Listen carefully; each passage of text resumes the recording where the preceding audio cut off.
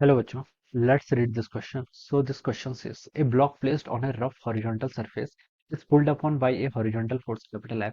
If small f is the force applied, small f is the force applied by the rough surface on the block, then plot a graph of F versus capital F. Okay, यानी कि देखिए आपको applied force क्या है, आपका capital F के equal है और आपका स्मॉल f क्या है, आपका फ्रिक्शनल फोर्स। ठीक है, ये बोल रखा है ना, F be the force applied by the rough surface on the block. तो रफ सरफेस ब्लॉक पर कौन सा फोर्स अप्लाई करेगा? ठीक है, फ्रिक्शन फोर्स अप्लाई करेगा। ठीक है, तो हम बता सकते हैं कि यहाँ पर हमें क्या बताना है, फ्रिक्शन फोर्स और अप्लाइड फोर्स का क्या करना है, ग्राफ प्लॉट करके बताना है।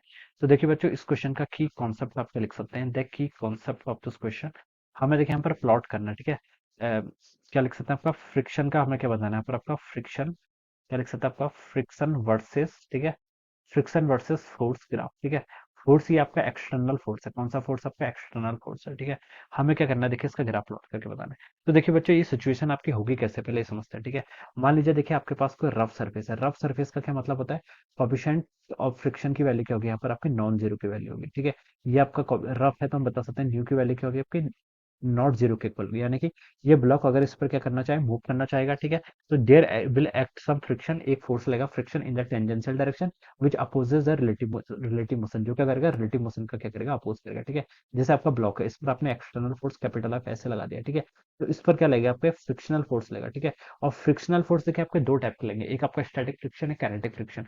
अगर आपका ब्लॉक रेस्ट पर है, ठीक है, जब ब्लॉक रेस्ट पर रहता है तब तो कौन सा फोर्स लगता है, स्टैटिक। लेकिन एक बार जब आपका ब्लॉक मूव करना स्टार्ट करता है, फिर कौन सा फ्रिक्शन फोर्स लगता है, आपका काइनेटिक फ्रिक्शन लगता है। कौन सा लगता है, काइनेटिक फ्रिक्शन। ठीक है, अब देखिए स्टैटिक फ्रिक्शन के करस्पॉन्डिंग क्या फॉर्मूला होता है, स्टैटिक फ्रिक्शन का कोई फॉर्मूला नहीं होता। ठीक है, ये इसकी क्या होती है, इसकी इनइक्वालिटीज होती है, और हम बता सकते हैं ये किसके इक्वल होती है, आपकी न्यू एस इंटू एन के इक्वल। ठीक है, जो आपका मैग्नीट्यूड ऑफ स्टैटिक फ्रिक्शन होगा वो क्या होता है, आपका ऑलवेज न्यू एस एन के क्या होगा, लेस होगा। ठीक है, और इक्वलिटी की कंडीशन कब होल्ड होल्ड डाउन करती है, जब आप लिमिटिंग वैल्यू फ्रिक्शन पर पहुंच जाता है। ठीक है, और काइनेटिक फ्रिक्शन के लिए फॉर्मूला होता है, इसका फॉर्मूला होता है आपका न्यू के इंटू एन के इक्वल। ठीक है, न्यू एस और न्यू के ये क्या, आपके ये आपका स्टैटिक फ्रिक्शन का कोफिशिएंट है और न्यू के क्या आपका काइनेटिक फ्रिक्शन का कोफिशिएंट है। ठीक है, ये आपके डिफरेंट होते हैं और इन जनरल आपके इक्वल भी होते हैं। ठीक है, न्यू एस न्यू के अगर आपको क्वेश्चन में कुछ गिवन नहीं किया होता है, तब हम एज्यूम कर लेंगे कि न्यू एस और न्यू के की वैल्यू क्या आपके इक्वल है। ठीक है, एन क्या आपका नॉर्मल फोर्स। ठीक है, देखिए इस पर आपके कौन कौन से फोर्स लग रहे हैं, एक आपका एफ फोर्स तो हॉरिजॉन्टल डायरेक्शन में लग रहा है, एक फोर्स आपका मान लीजिए जिसका मास एम है, एम जी लगेगा in the vertically downward direction. और इसका मोशन देखिए वर्टिकल डायरेक्शन के अलाउंग तो है नहीं, हॉरिजॉन्टल है, तो वर्टिकल में देखिए इसका मोशन को बैलेंस करने के लिए एक नॉर्मल फोर्स लगा in the vertically upper direction. ठीक है, ऐसे बता सकते हैं। ठीक है, अब देखिए बच्चों, ये आपका सिचुएशन इस टाइप की, जैसे मान लीजिए आपके फ्लोर पे एक टेबल रखी हुई है। ठीक है, इस टेबल को आप फोर्स लगा रहे हैं। ठीक है, कैपिटल आप क्या लगा रहे हैं, एक्सटर्नल फोर्स। अब आप क्या कर रहे हैं, फोर्स देखिए आपने हल्का सा फोर्स लगा, टेबल आपकी मूव नहीं कर रही है। ठीक है, टेबल आपकी मूव नहीं कर रही है, टेबल मूव नहीं कर रही है, तो इसका मतलब है कि आपने तो फोर्स लगाया तो उसको मूव करना चाहिए था, लेकिन ये मूव नहीं कर रही, इसका मतलब इस पर कोई अपोजिट डायरेक्शन में फोर्स लग रहा है। कौन सा फोर्स लग रहा है, मूव नहीं कर रही है, तो हम बता सकते हैं यहाँ पर आपका स्टैटिक फ्रिक्शन लगेगा। ठीक है, और जितना फोर्स आपने बाहर की तरफ लगाया है उतना ही स्टैटिक फ्रिक्शन का फोर्स भी होगा। ठीक है, तभी आपकी टेबल क्या कर रही है, मूव नहीं कर रही है। ठीक है, बैलेंस कर रहा होगा। ठीक है, आपने मान लीजिए 1 न्यूटन का फोर्स लगाया, टेबल आपकी मूव नहीं करी, फिर आपने देखिए इस पर 2 न्यूटन का फोर्स लगाया, 2 न्यूटन का फोर्स लगाया, अभी भी आपकी टेबल क्या कर रही है, मूव नहीं कर रही है। अब देखिए आपने 2 न्यूटन का फोर्स लगाया और यहाँ पर क्या लग रहा था, स्टैटिक फ्रिक्शन। अब स्टैटिक फ्रिक्शन कितना होगा, 2 न्यूटन होगा, क्योंकि देखिए मूव कहीं को नहीं कर रही है, यानी कि नेट फोर्स आपका जीरो होना चाहिए। तो जितना आप एक्सटर्नली फोर्स लगा रहे हो, ग्राउंड भी क्या लगा रहा है, उस पर आपका टेबल पर आपका उतना ही फोर्स लगा रहा है इन द अपोजिट डायरेक्शन। तो हम बता सकते हैं जो आपका स्टैटिक फ्रिक्शन होता है वो क्या करता है, अपनी वैल्यू को, वो अपनी वैल्यू को एडजस्ट करता है। हम यहाँ से लिख सकते हैं, जब आपका स्टैटिक फ्रिक्शन होता है, स्टैटिक फ्रिक्शन क्या होता है, इसकी वैल्यू क्या होती है, एडजस्टेबल इन नेचर होती है। क्या होती है आपकी, सेल्फ एडजस्टेबल वैल्यू बोलते हैं इसकी, क्या बोलते हैं आपके, सेल्फ एडजस्टेबल। ठीक है, इसकी कोई फिक्स वैल्यू नहीं होती, ये अपने आप को क्या करता है, आपका एडजस्ट करता रहता है। ठीक है, फिर आपने 3 न्यूटन लगाया, फिर भी आपका ब्लॉक मूव नहीं करा। ठीक है, टेबल मूव नहीं करी। फिर आपने 5 न्यूटन लगाया। ठीक है, 5 न्यूटन जैसे लगाए, उस वक्त ब्लॉक की टेंडेंस, आपकी टेबल की टेंडेंसी होगी क्या, मूव करने की। अगर आप 5 से थोड़ा सा भी, चिन्ना सा भी फोर्स आगे लगा देंगे, 5.01 न्यूटन पे लगा देंगे, फिर आपकी टेबल क्या करने लग जाएगी, मूव करने लग जाएगी। और एक बार अगर आपकी टेबल मूव करने लगी, फिर आपका कौन सा फोर्स लगेगा, फिर आपके यहाँ पर से काइनेटिक फ्रिक्शन का फोर्स लगेगा। कौन सा फोर्स लगेगा, आपका काइनेटिक फ्रिक्शन। ठीक है, और देखिए इन जनरल देखिए होता क्या है, जब आपका स्टैटिक फ्रिक्शन होता है, स्टैटिक फ्रिक्शन का मैग्नीट्यूड क्या होता है, आपका क्या होता है आपका, ग्रेटर होता है as compared to the kinetic friction, ठीक है, न्यू के से, ठीक है। तो ये हम यहाँ पर से ऐसी सिचुएशन बता सकते हैं। तो देखिए बच्चे, इसको बेस्ट हम ग्राफ के थ्रू समझ सकते हैं, ठीक है। इसको आप ग्राफ के थ्रू समझ सकते हैं। स्मॉल एफ के आपका फ्रिक्शन फोर्स, कैपिटल आपके आपका एक्सटर्नल फोर्स जो आपने अप्लाई किया, ठीक है। अब देखिए बच्चों, ये आपका ग्राफ कैसे प्लॉट करेगा। जब आपका जीरो फोर्स था, अपने एक्सटर्नल फोर्स जीरो लगाए, टेबल आपकी मूव नहीं कर रही, इसका मतलब आपका स्टैटिक फ्रिक्शन भी जीरो है, ठीक है।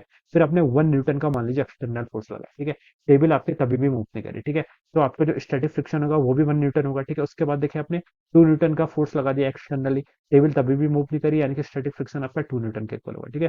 तो इसका ग्राफ देखिए इस तरीके से आएगा, ठीक है, ओरिजिन से पास होगा and it's graph will go something like that, ठीक है। ये ग्राफ क्या करेगा, इस तरीके से जाएगा, ठीक है। और यहाँ पर कहीं देखिए आपकी क्या आ जाएगी, यहाँ पर आपका स्टैटिक फ्रिक्शन की लिमिटिंग वैल्यू हो जाएगी, क्या बोलते हैं आपकी लिमिटिंग वैल्यू, या फिर मैं इसको न्यू एस एन लिख लेता हूँ, ठीक है। न्यू एस एन क्या होती है, देखिए स्टैटिक फ्रिक्शन का फॉर्मूला नहीं होता, बट इसकी जो मैक्सिमम वैल्यू होती है वो कितनी होती है आपकी, न्यू एस एन के इक्वल होती है। तो मान लीजिए ये आपका क्या हो गया, this is a mu S N, ठीक है। अब इसके बाद अगर आपने थोड़ा सा भी फोर्स क्या कर दिया, इंक्रीज कर दिया, ये आपका एफ है इस सिचुएशन पर, ठीक है। अगर आपने एफ को क्या कर दिया, थोड़ा सा भी इंक्रीज कर दिया, अब ब्लॉक आपका मूव करने लग जाएगा। ब्लॉक मूव करने लग जाएगा तो अब आपका स्टैटिक फ्रिक्शन एक्ट भी करेगा, कौन सा करेगा, काइनेटिक फ्रिक्शन, ठीक है। और देखिए हम क्या बता सकते हैं, जब आपका ब्लॉक मूव करने लग जाता है तो फिर उसको मूव कराने के लिए आपको थोड़ा सा लेस फोर्स लगाना पड़ता है, थोड़ा सा लेस, क्यों, क्योंकि देखिए आपका न्यूएस क्या होता है, आपका ग्रेटर होता है न्यूक्लियस से, ठीक है। या फिर लिख सकते हैं जो आपका कोएफिशिएंट ऑफ काइनेटिक फ्रिक्शन होता है वो थोड़ा सा स्मॉलर होता है। तो देखिए ये ऐसे हो जाएगा। उसके बाद आपका देखिए इसको अगर एक बार मूव करने लग गया, फिर आप इसको क्या लगाइए, कांस्टेंट फोर्स से मूव करा सकते हैं, ठीक है। तो ये क्या हो जाएगा, इसका इस तरीके से क्या हो जाएगा, इसका ग्राफ हो जाएगा, ठीक है। ये आपका ग्राफ देखिए इस तरीके से कुछ हो जाएगा, ठीक है। ये आपका क्या है, this is mu S N, ये आपका मैक्सिमम वैल्यू है स्टैटिक फ्रिक्शन की। और यहाँ पर क्या आ जाएगा, this is the our nuclear, नीचे वाला पॉइंट क्या आपका न्यूक्लियन, यानी कि आपका काइनेटिक फ्रिक्शन हो जाएगा, ठीक है। काइनेटिक फ्रिक्शन का फॉर्मूला होता है, तो ये वैल्यू तो आपकी कांस्टेंट है, ठीक है।